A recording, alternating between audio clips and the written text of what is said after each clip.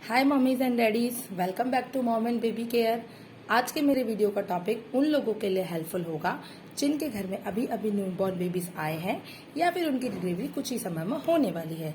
Video पसंद आए तो लाइक कर दीजिएगा, मेरे चैनल को सब्सक्राइब कर दीजिएगा और अपना ढेर सारा प्यार दीजिएगा। आज का मेरा टॉपिक है कि न्यूबॉर्न बेबीज जब घर में आते हैं तो शुरू के 3 महीने तक उनकी केयर किस तरीके से करनी है। एज अ न्यू मदर हम लोगों के दिमाग में बहुत सारे क्वेश्चंस होते हैं कि जब हम उन्हें हॉस्पिटल से घर ले जा रहे हैं तो हमें उनके साथ क्या करना चाहिए, नहलाने से रिलेटेड, उनकी क्लोथिंग के से रिलेटेड, उनकी नेल्स, उनकी आईज, सब से रिलेटेड बहुत सारे क्वेश्चंस हमारे पास आते हैं। तो आज मैं आप लोगों को पॉइंट वाइज वही टॉपिक्स बताने वाली हूँ। फर्स्ट, जब हम लोग हॉस्पिटल से डिस्चार्ज होते हैं तो डॉक्टर्स हमें विटामिन डी ड्रॉप्स बच्चे के लिए प्रिस्क्राइब कर देते हैं, जो कि हमें 0.5 ml या फिर 5 बूंदे बच्चे को डेली डालनी है। फ्रेंड्स, विटामिन डी, आप कह रहे होंगे कि आप सोचेंगे बच्चा ब्रेस्ट फीड कर रहा है तो उसे अदर ऊपर से कुछ डालने की क्या जरूरत है, या फिर शुरू में आते ही उसे दवाई क्यों डाले। ऐसा इसलिए होता है क्योंकि बच्चा सिर्फ अभी ब्रेस्ट मिल्क पर है, और अगर as a mother, new mother, हम लोग अगर अपना भी विटामिन डी का टेस्ट करवाएंगे तो हम उसमें जरूर डेफिशिएंसी पाएंगे।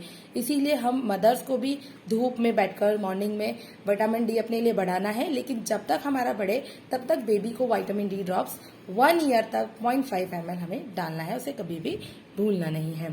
सेकंड है क्वेश्चन हमारा अम्बिलिकल कॉर्ड से रिलेटेड। हम लोग देखते हैं कि जब बच्चा हॉस्पिटल से घर आ रहा है 2 दिन 3 दिन बाद, तो उसकी नाभि जो होती है वो अभी बहुत गीली और ताजी सी होती है, तो हमें उसे बिल्कुल ड्राई रखने की कोशिश करनी है। अगर हम बच्चे को नहला रहे हैं, स्पॉन्ज कर रहे हैं, तो भी हमें ध्यान रखना है कि उस कॉर्ड को कुछ छेड़खान ना हो या फिर वो गीला ना हो।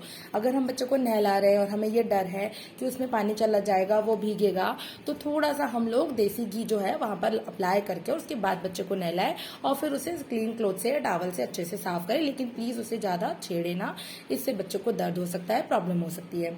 अगर उस कॉर्ड में से बच्चे के ब्लड आ रहा है या थोड़ा सा भी हमें पस भरता हुआ लग रहा है तो इमीडिएटली हमें अपने डॉक्टर से कंसल्ट करना जरूरी है। इसके अलावा हम इससे रिलेटेड कोई भी छिड़कानी नहीं कर सकते हैं।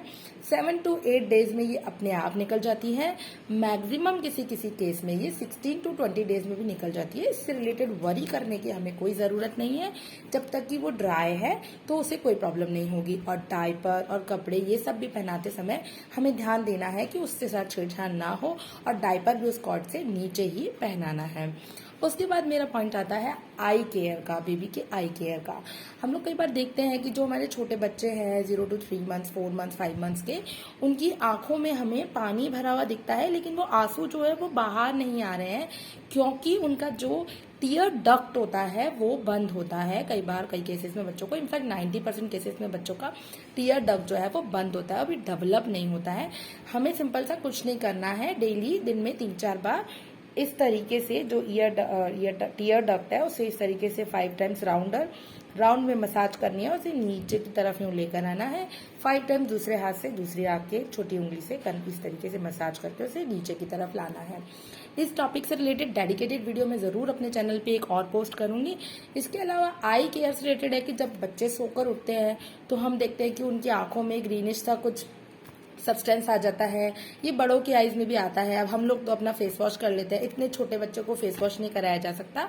तो सिंपली हमें क्या करना है, एक बॉइल वाटर लेना है, उसे ठंडा करना है, उसके बाद एक क्लीन कॉटन बॉल लेकर उसमें डिप करनी है और इस तरीके से आईज को क्लीन करना है। उसके बाद इस कॉटन बॉल को छोड़कर दूसरी कॉटन बॉल लेकर उसे भी पानी में डिप करना है और आईज को इस तरीके से क्लीन करना है। मॉर्निंग में जब बच्चा उठता है तो उसे ऐसा करेंगे तो वो बहुत अच्छा फील करेगा और उसे खुशी भी होगी कि मेरी आईज क्लीन हो गई। उसे कोई प्रॉब्लम नहीं आएगी देखने में, या आंसुओं से रिलेटेड भी कोई दिक्कत नहीं आएगी। नेक्स्ट है बेबी के नोज से रिलेटेड टॉपिक। जो नोज है बेबी का, हम लोग देखते हैं कि उसमें काफी इरिटेशन या खुजली होती है, तो वो अपने आप छींक के, नेचुरल प्रोसेस से बच्चा बहुत छींकता है। हम लोग देखते हैं जब हम लोग बच्चा जब घर पे लाते हैं हॉस्पिटल से, या हॉस्पिटल में भी, या 4-5 दिन का बच्चा, 6 दिन का बच्चा बहुत ज्यादा छींकता है, तो ये इसमें कोई वरी करने की ज़रूरत नहीं है। ये उनका अपनी नोज़ को क्लीन करने का बिल्कुल नेचुरल तरीका है, इसमें कोई वरी करने की ज़रूरत नहीं है जब तक कि बच्चे को कोल्ड नहीं हुआ है। अगर वो बच्चा नॉर्मली यूँ छींक रहा है तो कोई बिल्कुल चिंता की बात नहीं है, वो नेचुरल तरीके से अपना नोज़ साफ कर रहा है।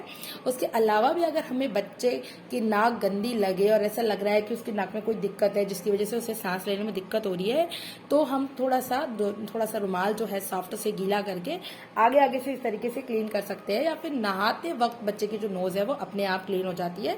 तो ज़्यादा हमें कुछ ईयरबड या कुछ भी अंदर नाक में डालने की ज़रूरत नहीं है।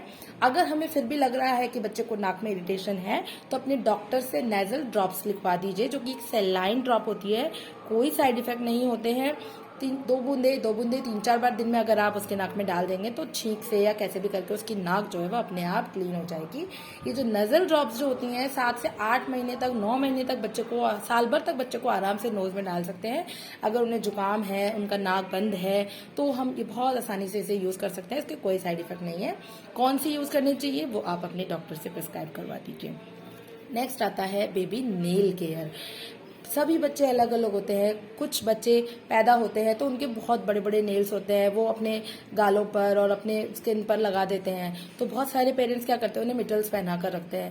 मिटल्स पहनाना ओके, लेकिन अब हमें उनके जो नेल्स हैं वो काटने होंगे, अदरवाइज वो बहुत बड़े हो जाएंगे या वो अपने मुंह में बच्चे देने लगेंगे, तो बहुत सारी प्रॉब्लम्स हो सकती हैं। तो बेबी नेल केयर किट जो है वो आपको अपनी डिलीवरी से पहले ही परचेज करके रखना है, क्योंकि कोई बच्चे पैदा ही बहुत बड़े बड़े नेल्स के साथ होते हैं, तो पैदा होते ही 1 दिन में 2 दिन में हमें उनके नेल्स की जो केयर करने की, ग्रूमिंग करने की जरूरत पड़ जाती है। बहुत छोटे छोटे नेल कटर और छोटे छोटे घिसने के जो बहुत सारे उसमें आते हैं, आप उनको यूज करके बेबी के नेल्स की केयर कर सकते हैं। नेक्स्ट मेरा बहुत इंपॉर्टेंट पॉइंट है बर्पिंग से रिलेटेड। हम लोग देखते हैं कि जब बच्चा फीड कर रहा है तो अभी वो बहुत छोटा है, तो फीड करके और सडनली पेरेंट्स को पता ना हो तो फीड कराया और उसे लिटा दिया, दैट्स वेरी रॉन्ग। ऐसा बिल्कुल भी नहीं करना है हमें। जैसे ही हम बच्चे को फीड कराते हैं, उसे अपने कंधे पर लेकर उसकी पीठ पर मसाज करके हमें उसे बर्प करने में, ढकार देने में मदद करनी है। अगर हम ऐसा नहीं करेंगे तो उनका जो दूध है वो यहाँ पर अटका रहेगा और वो वॉमिट करेंगे। वॉमिट करने से रिलेटेड बहुत सारी समस्याएं, प्रॉब्लम हो सकती हैं उनके सामने। इसीलिए मेरी तो सलाह यही रहेगी कि जैसे ही आप बच्चे को फीड करा रहे हैं, बॉटल फीड करा रहे हैं या ब्रेस्ट फीड करा रहे हैं, जो भी फीड करा रहे हैं, आधी फीड खत्म होते ही बीच में भी उन्हें बर्प कराएं, ताकि जो बेबी कॉलिक, गैस से रिलेटेड कोई प्रॉब्लम उन्हें नहीं होगी। बर्पिंग के बहुत सारे तरीके होते हैं, आप उन्हें कंधे पर ले सकते हैं बैठाकर। नेक्स्ट वीडियोस में मैं ये सब चीजें पोस्ट करती रहूंगी। आप प्लीज मेरे चैनल को सब्सक्राइब कीजिए, आपके पास नोटिफिकेशन आ जाएगा। तो बेबी बर्प जो है वो बहुत ज़रूरी होता है। डॉक्टर्स भी कहते हैं कि बेबीज़ को बर्प कराना बहुत ज़रूरी है। अगर हम उन्हें बर्प ना कराएंगे तो उनका जो दूध है या जो भी उन्होंने लिया है वो अटका रहेगा और वो वॉमिट के थ्रू बाहर निकल जाएगा और उनको कॉलिक पेन भी हो सकता है, गैस भी हो सकती है और उनको सोने में दिक्कत होगी और वो परेशान करेंगे, रोएंगे। तो बर्प जो है वो बहुत ही इंपॉर्टेंट पॉइंट है बेबी के लिए ध्यान रखने के लिए। उसके बाद आती है बेबी स्लीप से रिलेटेड बात। देखिए, आइडियली जब बेबी छोटा है, 2 महीने का, 3 महीने का, 4 महीने का, तो उसे आप सीधा ही लेटाइए, अपनी पीठ के बल लेटाइए। बच्चे को साइड करवट या फिर पेट के बल नहीं बिल्कुल भी लेटाना है, हमें बच्चे को सीधा ही लेटाना है। 1 महीने का बच्चा अगर हो जाए तो उसके बाद आप उसके सिर के नीचे राई का पिलो भी रख सकते हैं। राई का पिलो रखने से एक तो थोड़ा वो ऊंचा रहेगा, तो वॉमिट से रिलेटेड जो प्रॉब्लम्स होती हैं वो भी नहीं होंगी, और दूसरा जो उसका सिर जो है वो भी शेप में आ जाएगा। हाँ, अगर आप बच्चे को साइड करवट सुलाना चाहते हैं, बहुत से पेरेंट्स कहते हैं कि हमारा बच्चा जो है वो साइड करवट ही सोता है, तो आपको प्रॉपर ध्यान रखना होगा कि वो साइड करवट की वजह से यूं ना उल्टा हो जाए, उसकी नाक दब जाए या कोई और प्रॉब्लम उसे हो जाए। और अगर साइड करवट भी बच्चे को सुलाते हैं तो बदल बदल के सुलाएं। अगर एक ही साइड बच्चे को सुलाएंगे तो उसका सिर जो है वो एक तरफ से दब जाएगा, पूरी शेप बिगड़ जाएगी। इसीलिए अगर आपने बेबी को एक स्लीप 1 घंटे की इस साइड दी है तो दूसरी सिर्फ लेफ्ट साइड में, राइट साइड में, ऐसे बिल्कुल अलग। और फिर बच्चे को अपने नजरों में रखें। ऐसा ना कि 2 घंटे 3 घंटे बच्चा सो रहा है उसे छोड़कर चलेगा, ऐसा बिल्कुल भी नहीं करना है, क्योंकि छोटे बच्चे जो है वो उलट जाते हैं, पलट जाते हैं, तो इससे उनकी नोज दब जाती है, बहुत सी प्रॉब्लम्स हो सकती हैं। तो ध्यान रखना है। नेक्स्ट है कि बेबी के साथ को स्लीप कर सकते हैं कि नहीं। ये एक बेस्ट तरीका है बच्चे के साथ अपनी बाउंडेशन को बढ़ाने का कि उसके साथ सोए, मदर जो है फादर जो है वो बेबी के साथ सोए। लेकिन बस ध्यान इतना रखना है कि बेबी का जो बिस्तर है वो थोड़ा सा अलग, थोड़ा सा ऊंचा करके लगा कर रखें, ताकि कहीं आप गहरी नींद में उसके हाथ पैर ना दबा दें, उसको कुछ प्रॉब्लम ना हो जाए। तो आपको ये ध्यान रखना है कि बेबी को अगर आप को स्लीप कर रहे हैं, उसे अपने साथ सुला रहे हैं, तो उसका जो बिस्तर है वो थोड़ा सा ऊंचा, थोड़ा सा अलग रहे जहां पर बेबी सो रहा है। नेक्स्ट क्वेश्चंस आते हैं न्यू मदर्स के दिमाग में बेबी प्रोडक्ट से रिलेटेड। हर बेबी अलग होता है, हर बेबी की स्किन अलग होती है, तो अकॉर्डिंग टू स्किन ये तो एक ट्रायल एंड एरर मेथड है। आप अपने रिलेटिव से, फ्रेंड से, किसी से भी सुने, कुछ ऐड देखें, मुझसे रिलेटेड कोई भी प्रोडक्ट जो है वो आपको ट्राई करके देखने होंगे कि आपके बच्चे को कौन से प्रोडक्ट्स जो है वो सूट कर रहे हैं, उन्हें ही लगाएं। और बच्चे को अगर मसाज करनी है तो सिर्फ कोकोनट ऑयल से ही करें और किसी ऑयल से ना करें। कोई जैतून का तेल नहीं, कोई ऑलिव ऑयल नहीं, कुछ भी नहीं, कुछ यूज नहीं करना है। आपको सिर्फ बच्चे की स्किन पर नारियल का तेल ही यूज करना है और कोई यूज नहीं करना है। नेक्स्ट क्वेश्चन आता है रैश, डायपर रैश से रिलेटेड। बच्चे को जब हम पूरा टाइम डायपर में पहनाए रखते हैं, नया बच्चा है, छोटा है, बाबा सुसु कर रहा है, तो हम लोग उसे डायपर पहनाए रखते हैं, तो उसकी वजह से कई बार बच्चों को डायपर रैश हो जाते हैं। तो सही डायपर रैश क्रीम यूज करनी चाहिए। कुछ लोग जो है वो डायपर रैश क्रीम रैशेज होने के बाद यूज करते हैं, पर एज अ प्रिवेंटिव वे मैं अपने बच्चे को डायपर रैश क्रीम लगाकर उसके बाद ही डायपर पहनाती हूँ, ताकि कोई रैश ना हो। और टचवुड आज तक मेरे दोनों बच्चों को कोई डायपर रैश नहीं हुआ है। कुछ लोग अपने सहूलियत के हिसाब से डायपर रैश क्रीम की जगह पे अगर आप नारियल का तेल लगाकर उसे बम्प एरिया पे नारियल का तेल लगाकर डायपर पहनाते हैं तो भी डायपर रैश नहीं होता है। और मोस्ट इम्पॉर्टेंट टाइम थिंग ये है कि बच्चे को 24 के 24 घंटे डायपर में नहीं रखना है, उसे डायपर फ्री टाइम देना बहुत जरूरी है। मेरी पर्सनल राय यही होगी कि अगर बच्चा घर में है, कहीं आ जा नहीं रहा है और वेदर भी ठीक है, बारिश या सर्दी नहीं है, तो वो ज़्यादा टॉयलेट नहीं करेगा, तो आप उसे बिना डायपर के ही रखें, कोई प्रॉब्लम नहीं है। कहीं बाहर जा रहे हैं हम लोग या फिर सर्दी का टाइम है, बारिश का टाइम है, तब वो बार बार टॉयलेट करते हैं, तो आप उनको डायपर बना के रखिए, कोई बात नहीं। लेकिन टाइम टू टाइम डायपर को चेंज करना है, डायपर को चेक भी करते रहना है। छोटे बच्चे जो है वो बार बार थोड़ी थोड़ी पॉटी कर देते हैं, तो ऐसे नहीं कि वो बैठा रहे और उसे डायपर रैश हो जाए। तो इस बात का बहुत ज़्यादा ध्यान रखना है। नेक्स्ट पॉइंट आता है बच्चे की ड्रेसिंग से रिलेटेड, क्लोथिंग से रिलेटेड। तो क्वेश्चन आता है मदर के दिमाग में कि कितनी लेयर अकॉर्डिंग टू वेदर हम लोग बच्चे को पहनाएं। तो डॉक्टर्स कहते हैं अगर ठंड है तो बच्चे को खुद से एक लेयर ज्यादा कपड़े पहनाने हैं।